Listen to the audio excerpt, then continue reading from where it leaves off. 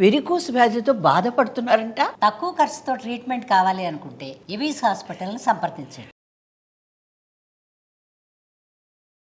నమస్తే రమ్మగారు. నమస్తే రమ్మగారు, తల్లిదండ్రులు చేసే దాన ధర్మాలు, మంచి చెడులు, కర్మ, వీటికి సంబంధించి పిల్లలకి వస్తాయి అంటాం. మనం చూడండి, ఏ తప్పు చేసినా అమ్మో ఆ ఉసురు మా పిల్లలకు తగులుతుంది, లేకపోతే ఆ మంచి నా పిల్లలకు వస్తుంది, ఇట్లా మాట్లాడుకుంటాం కదండి. ఇది తల్లిదండ్రుల వరకు. అయితే తాతలు, ముత్తాతలు, వారివి కూడా పిల్లల దాకా వస్తాయా రమ్మగారు? వర్తిస్తాయా? కానీ ఇది నా ప్రశ్న కాదు, నిజంగా కామెంట్లో వచ్చిన క్వశ్చన్ అండి. ఇప్పుడు నమ్ముతున్నావా? నమ్మాలి రమ్మగారు, నమ్మాల్సిందే. ఖచ్చితంగా. దేవుడు ఉన్నాడంటే నమ్ముతున్నాం కదా. తాత బొచ్చే తరతరాలు అంటారు, అంతే కదా. అంతే. జీన్స్ ఇంచుమించు 7 తరాల వరకు ఉంటాయి. మనకు చిన్నప్పుడు నీకు గుర్తుందా? ఇప్పుడు మనం మానేసాం. అటేడు తరాలు ఇటేడు తరాలు చూడాలి పెళ్ళికంట. ఖచ్చితంగా కదా. అవును. తండ్రి వైపు తల్లి వైపు కూడా చూడాలి. ఆ చాలు వస్తుంది, ఆ పోలిక వస్తుంది, ఆ విధాన ప్యాటర్న్ ఫాలో అవుతుంది. జీన్ ప్యాటర్న్ ఫాలో అవుతాం. అవును, జీన్ ప్యాటర్న్ ఫాలో అవ్వబడుతుంది. ఈ కర్మలు, వివాహేతర సంబంధాలని కానీ, ఏవైనా వ్యసన పరత్వం అని కానీ, లేకపోతే ఇతరులని మోసం చేయటము, దొంగతనం లాంటి హ్యాబిట్స్ ఫ్యామిలీస్లో, లేకపోతే ఇంటర్కాస్ట్ మ్యారేజెస్, ఇప్పుడు కొంచెం అది సహజం అయిపోయింది అనుకో. ఇదివరకటి కాలంలో వీళ్ళ మేనత్త సరైంది కాదు, లేదా వీళ్ళ అమ్మ వాళ్ళ మేనత్త, వీళ్ళ నాన్న వాళ్ళ మేనత్త అని కూడా మానుకునేవాళ్ళు పెళ్ళిళ్ళు. అవును. పింతలకి ఏదో ప్రాబ్లం ఉంది, ఇలాంటివి చెప్పుకునేవాళ్ళు. పాత పద్ధతిలో ఉండేది. ఇప్పుడు మనం ఏంటంటే వ్యక్తిని చూసి వివాహం చేసుకునే పరిస్థితిలోకి వచ్చాం. అంతే. వ్యక్తుల్ని చూసే వ్యాపార సంబంధాలు నెరవేరుస్తాం మనం. వ్యక్తులే తప్ప వాడి పూర్వపు వ్యవహారం అసలు యాక్చువల్గా వాడి గతం కూడా మనకు అక్కర్లే ఈ కాలానికి. అవును. వాడి ప్రీవియస్ లైఫ్ తోటి మనం ఏం చేసుకుంటాం? వీడు కదా మనకు కావాలి, ఇలా అనుకుంటామా? కానీ వాడి తాలూకు పూర్వము ఖచ్చితంగా, వాడి తాలూకు ఏమన్నా గతం ప్రభావాన్ని చూపిస్తుంది జనరల్గా. ఇప్పుడు ప్రతివాడి గతము వాడితో ఉన్నట్టే. గతం అంటే వీడు ఒకడే కాదు, వీడి నాన్న అమ్మ, వీడి తాతమ్మ అమ్మ కూడా ఉంటారు ఆ గతంలో. ఉంటారు. దాన్ని మనం తీయలేకపోతాం. జీన్ సైకిల్ని తీయలేనట్టుగానే కార్మిక్ సైకిల్ని కూడా తప్పించుకోలేము.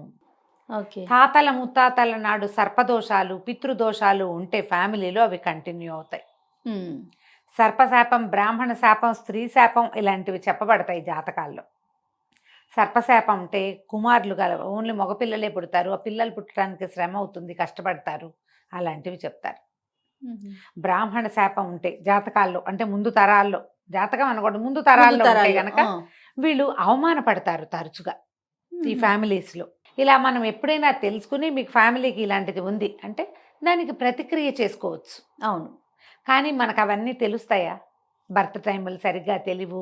ఒకవేళ టైం తెలిసినా, మనకు అన్నీ అర్థమైనా, ఇది ఏదన్నా ప్రాబ్లం ఉంది ఇందులో, ఈ వ్యవహారంలో ముందుదేదో మనకు వెనకాల పడుతోంది అని అనిపించినప్పుడు మనం ఎవరిని అప్రోచ్ అవుతామో వాళ్ళు సరైన వాళ్ళు కావాలి. ఇక్కడ రాసు రావాలి. దాన్ని కూడా మంచి మిత్రుడు రావటం, మంచి గురువు దొరకటం, మంచి వైద్యుడు, స్నేహితుడు, గురువు, మిత్రుడు, డాక్టరు, దీంతో పాటుగా మంచి జ్యోతిష్యుడు, ఇది కూడా రాసుకు రావాలి చేయ.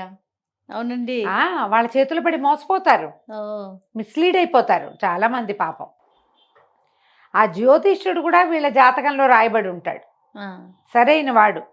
లేకపోతే మోసగింపబడాలి అని రాసుకొచ్చాడు అనుకో, అది వైద్యుడి చేత మన కర్మగాలి. వైద్యుడితోటి మోసగింపపరచబడచ్చు, మిత్రుడితోటి మోసగింపబడచ్చు, గురువుతోటి, జ్యోతిష్యుడితోటి, ఎవరో ఒకళ్ళతో మోసగింపబడతారు. ఇవన్నీ రాసుకు రావాల్సిందే, అంతేగా ముందు నుంచి తెచ్చుకోవాలి. సాధారణంగా మనకు ఒక పాఠం ఈ కర్మ సిద్ధాంతపు లెక్కల్లో ఏం చెప్తారంటే, మనం ఎవరికి రుణపడి ఉంటామో, లేదా ఎవరు మనతో తీవ్రమైన రుణాలు కలిగి ఉంటారో వాళ్ళు మన ఇంట్లో సంతానంగా పుడతారు. మనము రుణపడి ఉన్న పిల్లలేమో బాగా మన డబ్బంతా, మన సేవంతా తీసుకుంటారు. మనకే రుణపడి ఉన్న పిల్లలేమో మనకే సేవిస్తారు, మన్నే సేవిస్తారు. ఏదో పిల్లలకి సాధారణంగా చేయించుకోవాల్సిన క్రియలు మాత్రమే చేయించుకుని తర్వాత వాళ్ళ డబ్బు, వాళ్ళ సర్వీసు అంతా పేరెంట్స్కి ఇస్తారు. ఇందులో తటస్థులు ఉంటారు కొంతమంది. వాళ్ళకి ఏదో ఒక ఇచ్చిపుచ్చుకునేది ఉంటుంది ముందు జన్మల్లో. వివాహాలు అయ్యేదాకా లేదా సంపాదన వచ్చాక బయటకు వెళ్ళిపోతారు. ఇక అమ్మా నాన్నతో సంబంధ బాంధవ్యాలే ఉండవు. ఉమ్. అంటే ముట్టని కొడుకుల్ని మనం ఎన్ని వేల మందిని చూస్తామమ్మా చూస్తున్నామండి ఈ రోజుల్లో. కదా. ఈ రోజుల్లో ఇప్పుడంటే ఫారిన్ వెళ్ళిపోతున్నారు. పాత రోజుల్లో కూడా ఉండేవాళ్ళ, మా అత్తారిళ్ళకి వెళ్ళిపోయేవాళ్ళు, వేరే ఊళ్ళకి వెళ్ళిపోయేవాళ్ళు, ఊళ్ళోనే ఉండి అస్సలు మొహాలు చూసుకోకుండా నాన్న చచ్చిపోయినప్పుడు తలకొరివి పెట్టడానికి మాత్రమే వచ్చేవాళ్ళు, తలకొరివి కూడా రాని వాళ్ళు ఇదివరకు కూడా ఉన్నారమ్మా. ఇప్పుడు కాలం చెడిపోయిందని అనుకోకూడదు. ఈ చెడిపోయిన కాలం ఏనాడు ఉంది. ఉమ్. ఇవన్నీ మన కర్మబంధాల వల్లే ఇవి అవుతాయి. ఇప్పుడు మన ప్రధాన ప్రశ్న, ఉమ్. తాతల కర్మలు మన వాళ్ళకి వస్తాయా? ఖచ్చితంగా వస్తాయి. తాతలు చేసిన పాపాలు మన వాళ్ళ వెంట పడతాయి, ఆ కుటుంబం వెంట పడతాయి. మరి మనవడు కుటుంబంలో భాగం కాబట్టి వాళ్ళు అనుభవించాల్సి వస్తుంది. అంతేగా.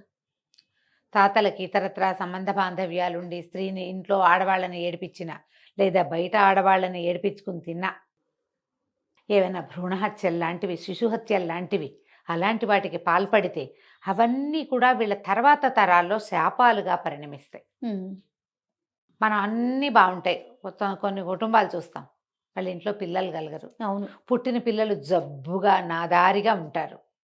ఏం చేసినా డబ్బులున్నాయి, డబ్బు ఉంది, అన్నీ ఉన్నాయి, పిల్లడు సరిగ్గా లేడు. ఉమ్. ఏం ఉమ్. ప్రయోజనం అమ్మా? అది పాపం వీళ్ళ పూర్వకరమైన అయి ఉండొచ్చు, పితరుల పూర్వకరమైన అయి ఉండొచ్చు. ఓ. జనరల్గా వీటిని తప్పించుకోవటం ఎట్లా అని వెంటనే ఒక ప్రశ్న స్పీడ్గా వస్తుంది, అవును. ఎలాగ వీటిని తప్పించుకోవటం? ఒకవేళ ముందు తరాల్లో మీకు దోషాలు జరిగినాయి అని ఎవరైనా మహానుభావుడు జాతకం చూసి చెప్తే దానికి పరిహారం రకరకాల పద్ధతులు ఉన్నాయి చేయ. ఉమ్. జ్యోతిష్యుడు సరైన వాడయ్యి, నిజంగా దైవజనుడు, దైవజ్ఞుడు, భగవంతుడికి సంబంధించిన వాడే అయి ఉంటే కనుక దైవజ్ఞుడే, మనకు తెలిసిన వాడు. ఇప్పుడు జ్యోతిష్యుడు వేరు, దైవజ్ఞత వేరు. అంతే. ఊరికే చదవటం కాదు, నీ బాలిటికి దైవంగా పరిణమించే వాళ్ళు ఉంటారు. నారాయణ బలిని అలాంటి కొన్ని ప్రత్యేకమైన విధానాలు ఉన్నాయి. ఉహు. మన పూర్వల ముందు తరాల వాళ్ళ వల్ల మరణించి ఎవరైనా మరణిస్తే గనక వాళ్ళకి ఏ క్రియలు జరగకపోవటం, లేదా వాళ్ళు ఎక్కడో అలో లక్షణాన్ని వాళ్ళ కుటుంబాలు ఏడుస్తూ ఉండటం, అలాంటప్పుడు వాళ్ళ పేరు చెప్పి మనం నారాయణ బలి ఇలాంటివి జరిపించవచ్చు. కొన్ని క్రియలు ఉన్నాయి. ఉహు. ఇప్పుడు కూడా మనం కొంతమంది పెద్దవాళ్ళని చూస్తున్నాం, ఉమ్. ఏంటి మన దగ్గర పితృదోష నివారణార్థం పూజలు చేస్తాము అని. ఈ పితృదోషాలలో ఇవి కూడా ఉంటాయి. ఓకే. ఒకటి పితరులకి నీళ్ళు ఇవ్వకపోవటమే కాదు, మనం తాత తండ్రులకి ఏమంటారు నివాపాంజలి అంటారు, ఏమన్నాళ్ళు మనం ఈ తిలలు నువ్వులో తలటము, తలకొరువులు సరిగా పెట్టము, సక్రమమైన కర్మాంతరాలు జరగకపోవటం, దాంతోపాటుగా పితరుల వల్ల జరిగిన దోషాలు, ఉహు. వాటికి కూడా తప్పనిసరిగా క్రియలు జరుగుతాయి. ఓకే. దీన్ని మన వాళ్ళు మామూలు పద్ధతిలో 2 విధానాలు చెప్తారు జయ, ఎవరైనా చేసుకునేది. ఇప్పుడు నారాయణ బలి చేయాలి, అక్కడెక్కడికో వెళ్ళాలి, అదేదో ఊరు వెళ్ళాలి, ఎవరికి వీళ్ళ వల్ల ద్రోహం జరిగిందో వాళ్ళెవరో మనకు తెలియదు, అప్పుడు ఎట్లా? అప్పుడేం చేయాలి? అసలు జరిగిందో లేదు, మనం ఇక్కడ ఏదైనా చేసామనుకో, ఏదో జరిగిందని ఊహించి వారా ఆసెమ్మ ఓసెమ్మ చెప్పారని చేయించామనుకో, అదేమైనా మనకు కొట్టేస్తే అదొక భయం ఉంటుంది. అవును కదా.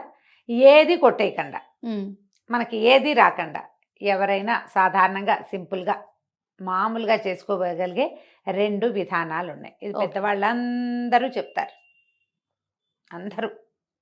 ఒకటి నామ సంకీర్తన, రెండోది అన్నదానం. ఈ 2 పూర్వం నుంచి ముందు నుంచి సంక్రమించిన పాపాలని పోగొడతాయి. ఓ. మనకు అసలు మామూలుగానే కలువు నామ సంకీర్తనం అని చెప్తారా జయ. ఈ సంకీర్తన అంటే నువ్వు లోపల కాదు, పైకి పైకి. దానివల్ల ఏమవుతుంది, మన వాతావరణం శుభ్రపడుతుంది. మనతో ఉన్న వాళ్ళు, ఇప్పుడు నువ్వు పైకి నేను రామకృష్ణ కృష్ణ 4 సార్లు అన్నాను అనుకో, నువ్వు కూడా నాతో కృష్ణ అంటావు. రోజుకి నేను 10 సార్లు అంటాను, నువ్వు 2 సార్లు అయినా అంటున్నావా నాతోటి? ఖచ్చితంగా అంటాం, గ్యారంటీగా అంటారు. ఇప్పుడు నేను ఏదో పాట పాడతాను, ఒక 5-6 సార్లు పాడతా, ఓసారైనా నువ్వో సాయో ఎవరో ఒకళ్ళు ఏదో ఒక్క పదమైనా పడుతుందా? మీరు ఇంటికి వెళ్ళాక ఆ పదం అనుకుంటారా అనుకోరా?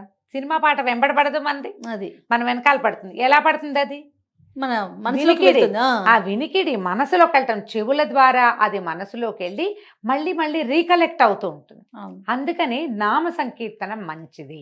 అది మన పూర్వపు పాపాలని, మన ముందు తరాల్లో ఉన్న పాపాలని తగ్గిస్తుంది, పోగొట్టేస్తుందని కాదు, కానీ తగ్గిస్తుంది. తగ్గించి దాని ఇంపాక్ట్ మన మీద నుంచి కొంత తీసేస్తుంది. కొన్ని గ్రహాలు శాంతిస్తాయి, వాతావరణం కొంత పవిత్రం అవుతుంది, ప్రజలకి మన పట్ల ఉన్న అవగాహన మంచిదిగా అవుతుంది. బెటర్ పార్ట్ చూపిస్తా ఉన్నాం. బెస్ట్ పార్ట్ ఎప్పుడు కూడా మనం బెస్ట్ పార్టే కదా చూపిస్తాం. అంతేగా ఈ నామ సంకీర్తన వల్ల బెస్ట్ పార్ట్ ఎక్కువగా చూపించబడుతుంది. ఓకే. దానివల్ల మీ ముఖంలోకి కళ వస్తుంది, దైవ కళ. ప్రజలు నిన్ను రిసీవ్ చేసుకునే విధానం మారుతుంది. అందుకని నామ సంకీర్తన ప్రాక్టీస్ పెట్టుకోండి తప్పకుండా. మీరు కూర్చునేటప్పుడు, లేచేటప్పుడు ఎప్పుడు కూడా ఏదో కృష్ణ, నారాయణ, గోవింద, వాసుదేవ, జనార్దన, మధుసూదన, మీకు ఏ పేరు ఇష్టమైతే అది ఆ పేరు తలుచుకోండి. రామ. అన్నిటికంటే ఎక్కువ తరింపజేసేది రామనామమే. అంతే. మంచి పదం అనుకోండి. ఎవరినైనా తిట్టేటప్పుడు కూడా ఇలాంటివే మంచి పేర్లతోటే తిట్టండి.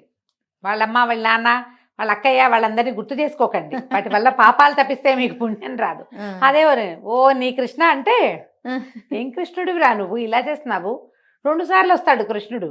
అదే వాడు బంగారు కొండ అయిపోతాడు కొన్నాళ్ళకి. బాగుంది. పొరపాటును కూడా వేరే వేరే పదాలు వాడకండి, ఇలా వాడండి. కొత్త తిట్లు అంతే. రెండోది అన్నదానం. అన్నం తిన్న ప్రతివాడు వాడికి లోపల ఆత్మారాముడు శాంతిస్తాడు. ఆ శాంతే మనకు కావాలి. వాడు అన్నదాత సుఖీభవ నిన్ను దీవించక్కర్లా, దీవిస్తే ప్లస్, దీవించకపోయినా ప్లస్సే. వాడి లోపల అగ్నిహోత్రుడు శాంతించాడు మనం పెట్టిన అన్నంతో అంటే వాటి లోపల సబ్కాన్షియస్లోనే ఒక సెంటెన్స్, వీళ్ళకి అన్నం పెట్టారా బాబు, వీళ్ళెవరో దొరికారు మనకి. అవును. అది మనకి ప్లస్ అండ్ బ్లిస్. రైట్. ఎప్పుడు బ్లెస్సింగ్గానే ఉంటుంది అది. ఈ రెండింటినీ కనుక మనం ప్రాక్టీస్లో పెట్టుకుంటే చాలా సమస్యల్ని మనం తగ్గించుకోగలుగుతాం. అది జాతక రీత్యా కావచ్చు, ముందు తరాల్లో సమస్యలు కావచ్చు, మన తాతలు నిజంగానే తెలిసి చేసిన తప్పులో, పాపాలో, పొరపాట్లో, కొన్ని చేయకూడని పనిలో, ఆ సమయంలో పాపం వారి జీవితానికి అవే అవసరం కూడా అయ్యి ఉండొచ్చు. అవును. చెప్పలేకపోతాం. అవసరానికి చేసేవి కూడా కొన్ని ఉంటాయి కదా, అలాంటిది ఏదైనా కూడా అయ్యి ఉండొచ్చు. అయినా దాని ఇంపాక్ట్ లేకుండా ఉండదు కదా. తెలిసి ముట్టుకున్నా తెలియక ముట్టుకున్నా నిప్పు కాలే తీరుతుంది. అంతే. పాపము, పొరపాటు, ఇతరులని బాధించటము అవి మన వెంబడి పడిపోతాయి. ఆ వెంట పడకుండా ఉండాలంటే మీరు ఇది పడండి, ఈ పని చేయండి. దీనికి ఎవరి సలహా సంప్రదింపు అక్కర్లా. ఇప్పుడు మీరు ఎవరికైనా అన్నం పెడితే మా తాత తప్పు చేశాడు కాబట్టి పెట్టాను అనుకోకర్లా, మీరు పెట్టడం అలవాటు చేసుకోండి. అది ఎలాగో ప్లస్సేగా మనకి. అవును.